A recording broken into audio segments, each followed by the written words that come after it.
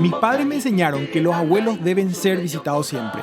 Cuando están lejos y si sos chico, visitarlos puede ser toda una aventura. Pero resulta que tenerlos cerca puede ser fantásticamente impredecible. Atiendan esta historia. Las bromas de mi abuelo Facha.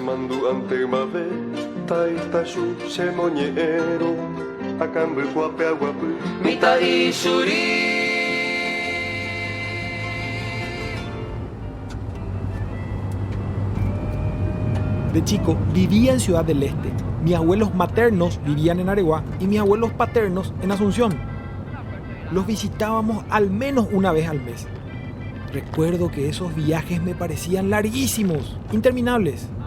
Me dormía y me despertaba, me dormía y me despertaba varias veces, pero el paisaje no cambiaba. Asfalto, vacas a los costados y mi mamá cebando tereré a mi papá durante todo el viaje. Parábamos primero en la casa de los padres de Reina, mi mamá. Llegar a la casa de mi abuela Herminia era lo más placentero que me podía pasar de niño. Ese aroma tenía una mezcla de jazmín y algodón algo tostados. Solíamos almorzar o merendar con ella. Yo adoraba esas meriendas. La abuela Herminia me preparaba leche caliente con miel, sin nata, servido en un vaso de vidrio. Eso me hacía sentir grande. Los panes estaban en una alacena incrustada en la pared. Podía comer todo lo que quería.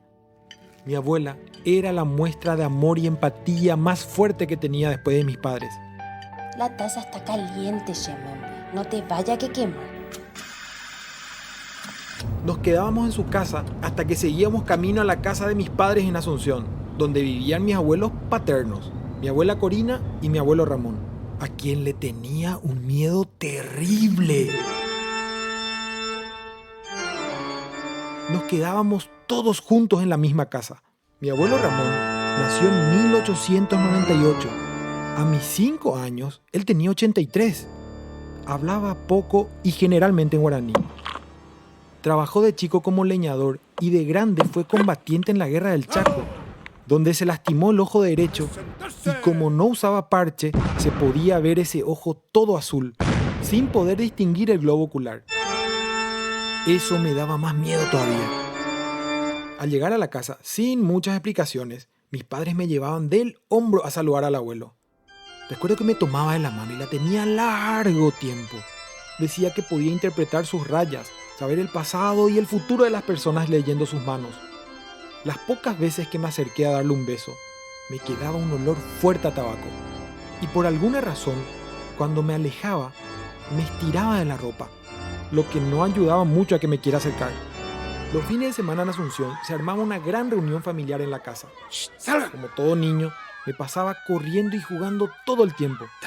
Mientras mi abuelo Ramón se pasaba sentado en su sillón con un bastón en las manos que usaba para levantarse y para alejar de un porrazo a mis primos más grandes que lo querían joder.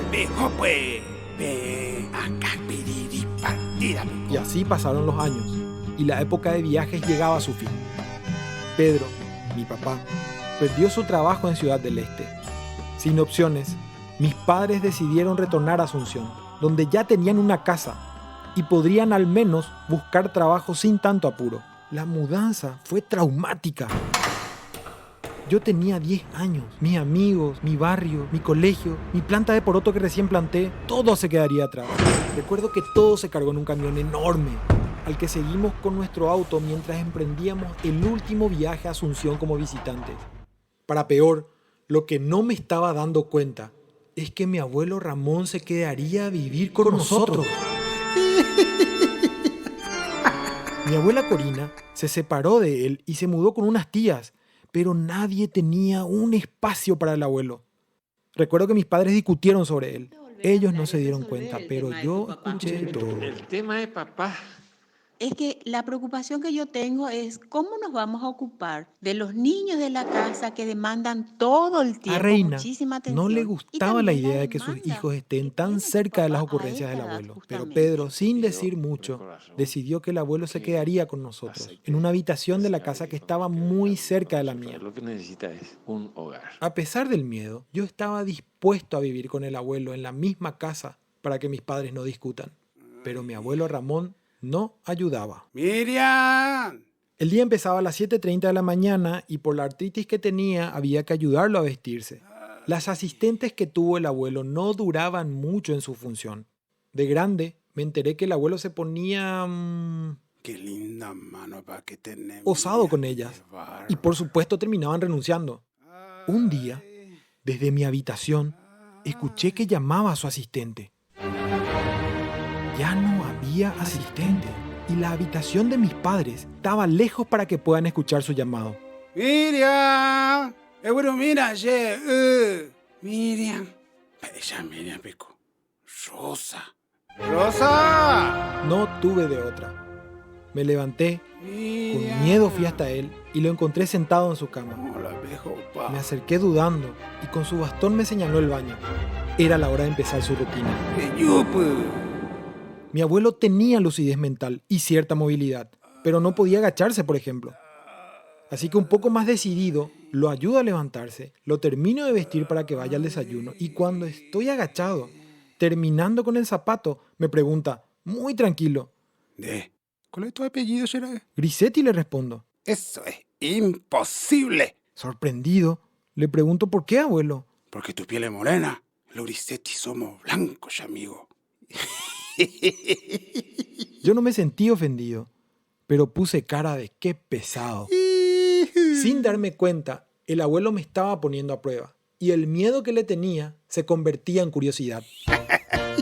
Al día siguiente, luego del desayuno, lo llevé hasta un sillón hamaca que tenía al frente de la casa. No pasaba mucha gente, pero le gustaba pasar el tiempo mirando el movimiento de la calle. Cuando termino de sentarlo, giro para volver a la casa y con una rapidez de compañeros de colegio en plena clase de educación física, me baja los pantalones y me quedo en bolas en plena vereda frente a mi casa.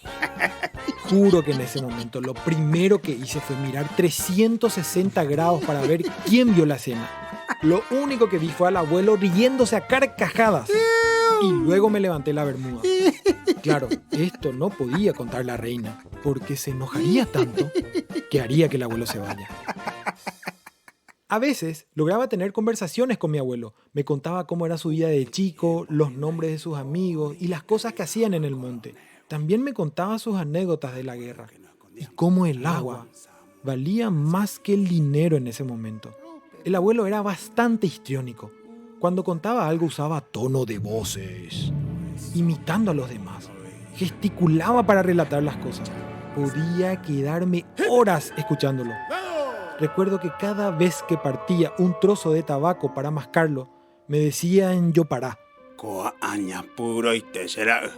No pruebes que nunca. Ni siquiera un poco, porque una vez que te atrapa, no te suelta más y te deja tu diente así.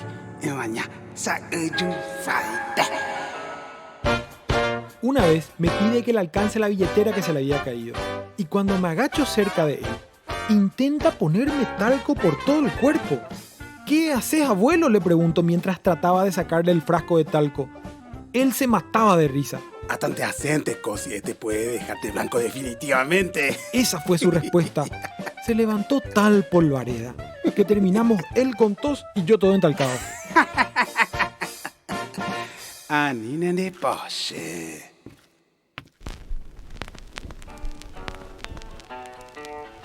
Aunque desarrollé cierta paciencia con mi abuelo, los años pasaron y su salud desmejoró. Un día le pregunté a Pedro por qué decidió que el abuelo se quede con nosotros. Recuerdo que hizo una larga pausa antes de responder y me dijo: hacer que alguien termine sus días alegre y rodeado de su familia es un regalo que pocos saben conceder. And it rained 5 days and the skies turned dark as moon.